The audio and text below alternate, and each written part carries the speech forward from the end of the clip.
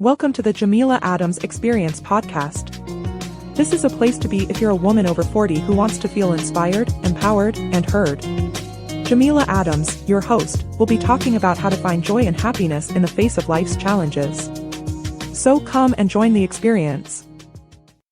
Hey everyone, thank you for joining this week's episode. I'm so glad that you're here. Don't forget to like, comment, and subscribe whenever you see the podcast. We're definitely trying to grow a community and I want you to be a part of it. So as you know, we're doing the Better Me, Better You theme this year. And a part of it is more about helping you and myself do better, either physically, mentally, spiritually, financially. So that is the goal throughout this year. And I know I said with solo shows as well as guests, we talk about things that will improve our lives. Hence, better me, better you. So this week's topic is something that is a challenge for me, but yet it isn't, if that makes sense. It's kind of a contradiction, but this is how it works. It's holding yourself accountable. I hold myself accountable, and it is challenging at times because there are things I want to do. There are things I need to do, and some things can be put on the back burner. However, when those things happen to come up, I have to tell myself it needs to be done. You're the person who's the right person to do it. So get it done. And it's hard. It's one of those things I have to work on the daily. But as you work out, just like anything else, you continue to build that muscle. So holding yourself accountable is more or less building that muscle.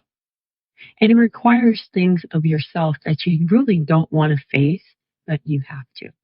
One thing about holding yourself accountable is being truly honest about your actions, your decisions, and their outcomes.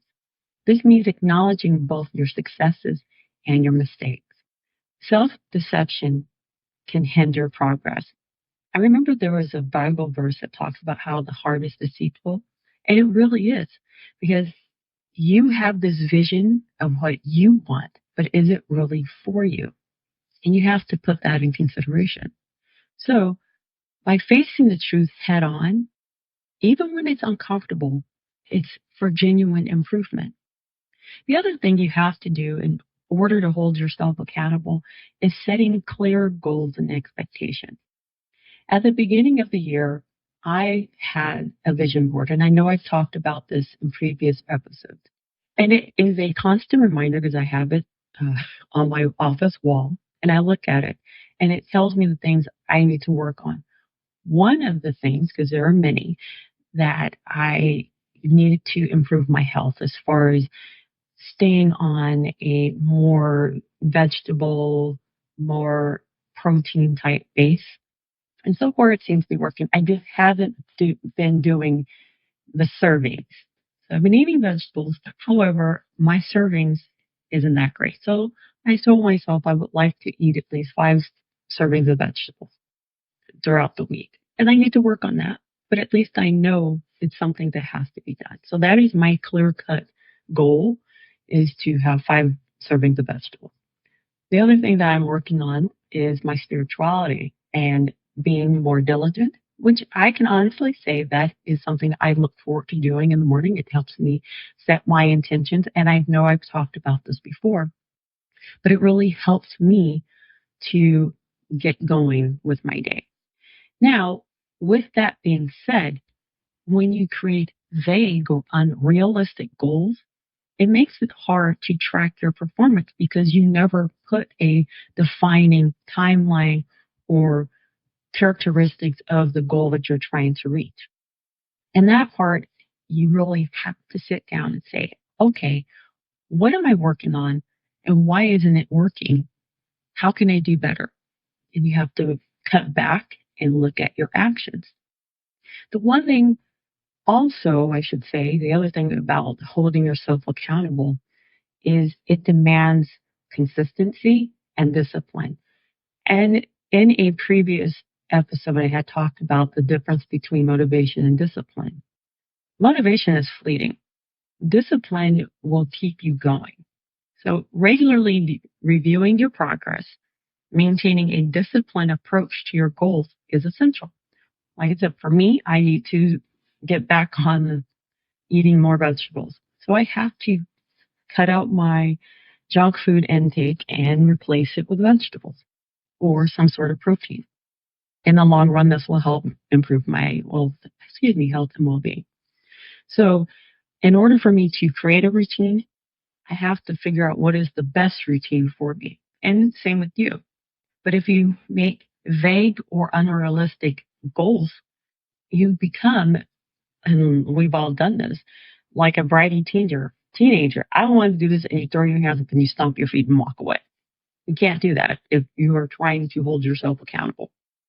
And consistency helps build habits that will support you in the long run. Another thing about holding yourself accountable is that you need a support system. While self accountability is primarily, about personal responsibility, like taking care of your health, your mental well being, things like that. But having a support system can enhance your efforts. Friends, families, mentors, accountability partners, and your networking group or whatnot can, can and will provide encouragement. Just remember that there are some people on your team that are on your team. So we'll talk about that in another episode. But the whole point is you have an accountability partner, someone that you know and trust that can help you get over the hump and do what you need to do. So feedback, any type of perspective from them can help and it will keep you on track. Another aspect of holding yourself accountable, it leads to personal growth and confidence. Consistently holding yourself accountable can lead to significant personal growth. I find myself being calmer once I figure out, is this really going to set me off? And if the problem isn't that big, I'm like, no, it's something that it's not going to worry me. I know I can jump to conclusions just like if I were out playing double dutch. But the whole point is it allows me to reassess, reevaluate, and not overreact. The whole point is for me, since I started working on my spiritual journey as far as like meditating, doing devotional things like that, it allows me to wind my mind down so I'm not always amped to jump to conclusions. I'm not always amped to think the worst of something because that used to be to me, one of my worst traits is always thinking what if and always coming up with the worst case scenario. So now it's like, okay, this happened or will it happen? And I don't try to think of that. I always look to see the good in it. So the personal growth for me in that aspect is to reflect. Is this real?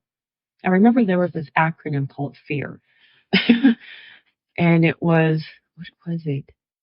Face everything or run, or it's, I can't remember the other part of the acronym. But basically, it's something that is not real. It's something appearing to be real and it's not. But anyway, I digress. But the whole point is you need to realize holding yourself accountable will allow for you to have personal growth. And over time, this practice can transform your approach to challenges and opportunities.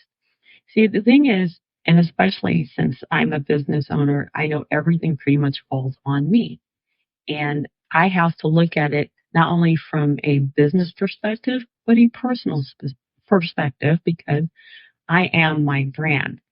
And so I have to make sure when I'm out and about in public, I'm not doing anything that will look bad, not only to myself, but my personal brand. So it all goes back to holding myself accountable. How I behave in public, how I behave in private, how I talk to people, how I interact with them. And the same with you.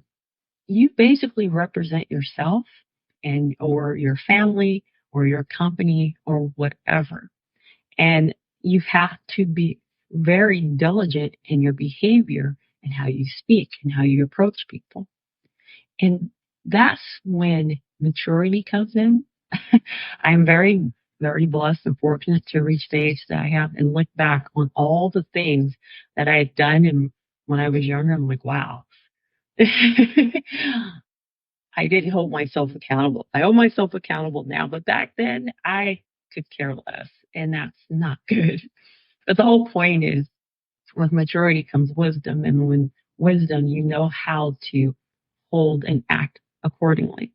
And that's one of the biggest things I enjoy talking to people about, especially when they need help with something. It's like, well, how can I help you reach your goals? How are you holding yourself accountable? And how do you want me to hold you accountable for the things that you would like to take care of? So the one thing about taking account of what you're doing, it's always good to have some sort of documentation, like a journal or a log, to write down your behaviors, your thought patterns. And once you get done and you analyze, okay, I remember this conversation I had with so and so. I didn't like how they made me feel. However, I understand why they said it. I just didn't like their approach. And you write down, okay, well, why did it make you feel that way? Why were you triggered? So that way, when you encounter this person again and you hear their tone and how they speak or whatever it is that kind of would have set you off in the beginning, look at it that in this case, I know how to react and respond to how they talk to me. I can either shut it down or I can go off. And you have to hold yourself accountable either way. I prefer just to shut it down and say, okay, I acknowledge that you feel that way. But at the same time, this is how I feel. And like I said, document how you feel by writing in a journal or a log. The other thing, too, about holding yourself accountable, you have to set specific, measurable goals, clear goals that you can track your progress. Like I said, for me, I need to eat more vegetables. I need to work on being more diligent in regards to exercise, anything like that. And put it down. Like today, I took 20 minutes to go for a walk. Today, I did 5 push-ups or anything like that. And write how you feel and how you want to go and progress further. So today I did 5 push-ups. Tomorrow I'll do 10. But in a way, like I said, it's all holding you accountable. And the great thing about this is that you can reflect on your progress. Schedule time throughout your week to look back and see what you've done. Hey, you've moved up from those 5 push-ups. Now you're up to 10. You went on a 30-minute walk instead of a 20-minute walk. Acknowledge it, appreciate it, and high five yourself because you did something that was good for you. And that's what we need to focus on, especially when we are holding ourselves accountable. Celebrate your milestones, recognize and give yourself a give yourself a pat on the back that you actually did something that was good for you. And another thing is seek feedback. Asking feedback from others, especially those that you trust, they can give you an honest perspective about your progress and on the areas you need to improve. Say if you have a friend who knows that you are struggling with your weight. The only reason why I say weight because it's the first thing that pops in my head. But you're looking for someone that will say, "Hey, did you go out for a walk today?" Not necessarily policing what you're eating, but just saying, "Hey, did you go out for a walk today? Did you do those 5 push-ups that you said you were going to do?" Things of that nature. Because overall, what you want to do is embrace the truth that you are holding yourself to. I remember there was this one saying, you can lie to others, but you shouldn't lie to yourself, or however that went. It's like you can lie to me, but you shouldn't be lying to yourself. So remember, don't lie to yourself and hold yourself accountable. That way you can, in turn, believe it or not, show others that they can do it too. I just remember with my kids, and this conversation I either have with my middle child or my youngest, and they were blaming someone else for their misbehavior. I said, no, the person that misbehaved and got in trouble was you. And you have to realize that that person, the other student or whatever, they said what they said. How you responded is what got you in trouble. You could have easily walked away. You could have easily have gone to the teacher and said, hey, this person's bothering me, but you didn't. So now you're the one that's in trouble. And the other kid is off to lunch. So it's one of those things where you have to look at it and say, hey, I owe this to myself to do better for myself. So in turn, I can do better for others. So with that being said, I challenge you to hold yourself accountable for the smallest thing to the biggest thing, whatever that is, and write it down. I am such a fan of journaling and writing things down. So that way you can go back and read it and say, I know I have struggles with this particular thing. Now it seems that I'm doing better about it. Trust me, in the long run, you will feel good about it. So with that being said, I want you to be inspired, be inspiring, be encouraged, be encouraging. But most of all, I want you to be you, and I will chat with you next week. Take care.